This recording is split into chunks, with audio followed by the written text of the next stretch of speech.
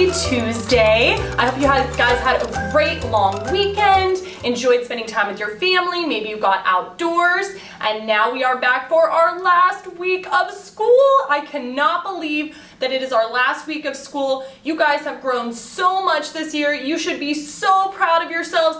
You should get a million hugs and just pats on the back and cheers because you guys have done so amazing. I am so proud of you. We have some really fun things this week. We're going to finish our fiction books. We're going to wrap up all of our math for the year. We have our Disneyland virtual field trip. And we have our show off on Friday. Very exciting. So make sure you're practicing because you get to show it off on Friday. And then I will see you next week when you come back to pick up some of your books, or maybe just your parents will be coming. So you'll get to pick some stuff up here, your memory books, and some of your supplies from the year. So we have a lot of exciting things in the next couple weeks. So let's go ahead and get started with our calendar for today. For our calendar, yesterday was Memorial Day, which was May 25th, which means today is May 26th.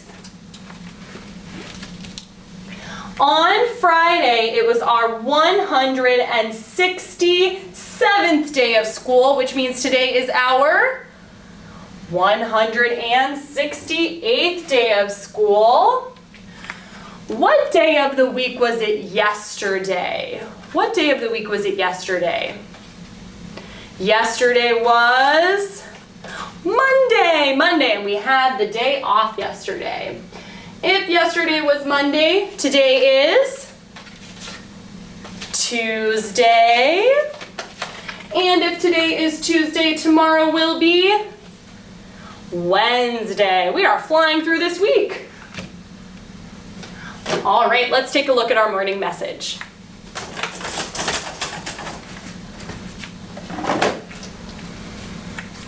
Good morning, Kinder Crew. Today is Tuesday, May 26th, 2020.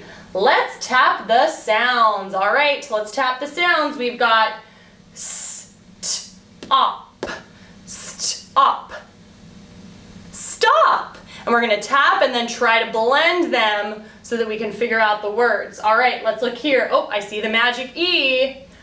B-ite. B-ite. Bite. Very good. All right, let's look at our next word. T-ick. T-ick. T-ick. Tick. All right, up here, another magic E. Blake. Blake. Lake. All right. Spot. Spot. Spot. Spot. All right, and our last word here, melt. Melt. Melt. Melt. Love Mrs. Jones and Mrs. Whalen. Let's get started with our lessons. For your math review page, for number 1, which animal is on the tallest branch? Which of these animals is on the tallest branch? For number 2, which number tells how many nests? Which number tells how many nests? And for number 3, listen to the number story. There are 5 flowers, 2 more grow. How many flowers are there in all? Which addition sentence tells this story? There are 5 flowers, 2 more grow. How many flowers are there in all? Which addition sentence tells that story? For math today, we are going to look at making shapes using other shapes. So we're going to figure out how many shapes could fit inside of another shape and which shapes that we would use that would fit inside. So we're going to look at 2 shapes right now, and we are going to figure out how many shapes could we use to make the shape that we're looking at. So we're going to look here at our first shape. So we want to figure out how many triangles could fit inside of this shape. So for your work, you're going to be given the shape that needs to fit inside of the other shape, and you need to figure out how many. So you can either cut that shape out and fit it in, or you can draw lines to figure out how many would be in there, but I'm gonna show you using blocks. And if you have blocks, you can do that too. So we're gonna go ahead and take a look. So I'm going to take my triangle and I'm going to, let's see, match it up in a way that I have other triangles. So you can see here, once I place this triangle in like this, it makes 1, 2, 3 triangles. So in this one shape, that shape is made up of 1, 2, 3 triangles. So I would put the number 3 here. And if I didn't have a block, what I could have done is I could have drawn my lines here, drawn a triangle. Oops.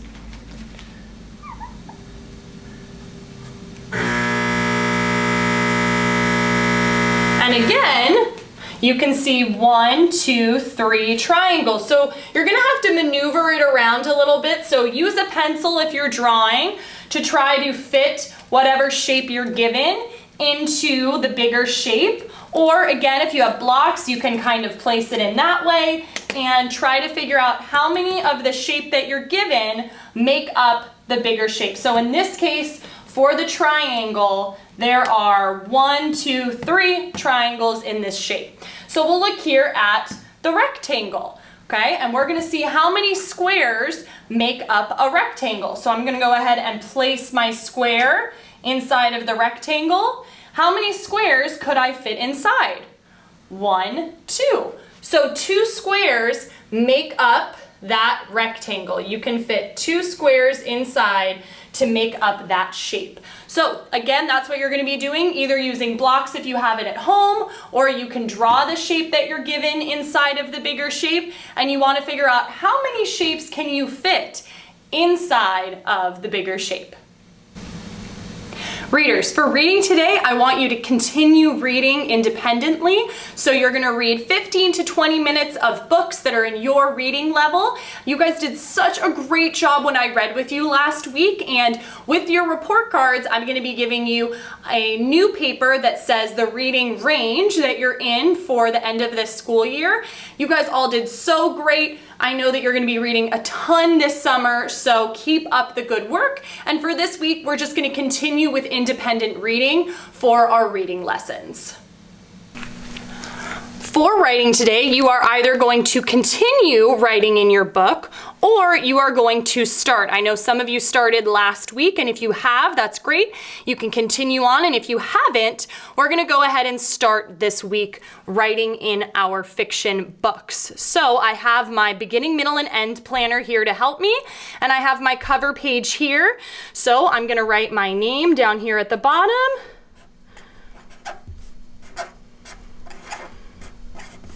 And I'm gonna come up with my title. So again, my book was about missing items in the classroom. So there were things that were missing. All the teachers showed up to school and we couldn't find all of the items in our classrooms. So we go around searching for them. So I'm going to write up here, The Lost Classroom. That's going to be the title of my book. The Lost Classroom, since it's K1 and K2. And I'm not going to draw a picture right now, but you can draw a picture for your cover page, or you can wait until the end when you're finished with your story to draw your cover page. So I'm going to wait. Now I have my title, I have my name, and I'm gonna go ahead and get started with my first page. So my first page, I'm going to be writing my beginning. So the beginning of my story. The teachers come on the first day of school and the classrooms are empty. And something that we're going to be thinking about when we're writing our books today is I want you to think about how your characters are feeling. And I want to include that when I'm writing the beginning of my story. So over here, I'm looking the beginning of my story. If I came to school and found out that my classroom was empty, what might I be feeling? I might be feeling shocked, surprised, maybe a little scared because I don't know who did it.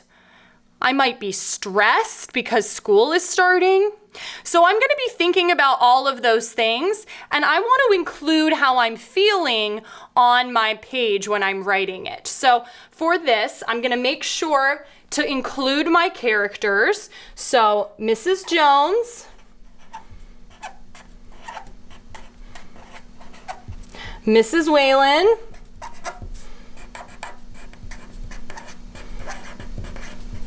Miss Rowland, and Mrs. D'Annunzio.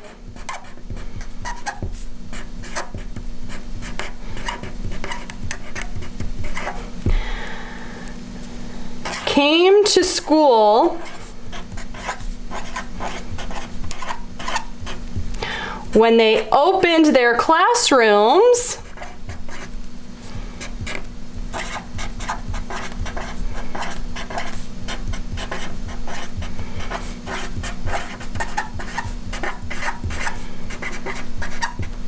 they were shocked to find them empty. And I'm going to end with an exclamation point because they were shocked. So I stated all of my characters. Even though I don't have them on my graphic organizer for my beginning, middle, and end, I still want to state them because I had them back on my planner that we did before we did the beginning, middle, and end. So you want to make sure you say who your characters are on your first page, and then you want to say what happens at the beginning. And I also want you to think about how your characters might be feeling at the beginning of your story. So I have my characters. I said what happened first. They come to school, they open their classrooms, and they were empty. And I also included a word about how they felt. I used the word shocked because they were shocked to find their classrooms empty. So that's what I want you to work on today. Your first page, you want to say who your characters are, say what happened at the beginning, which is on your graphic organizer, and try to think about, can you use a word that tells how your characters are feeling? And if you've already finished the first page, you can continue on to the second and third page if you would like, but thinking about how your characters are feeling. But the only thing you have to do today is your first page. If you want to go on and you've already done your first page, you can, but the only thing you need to do today is your first page.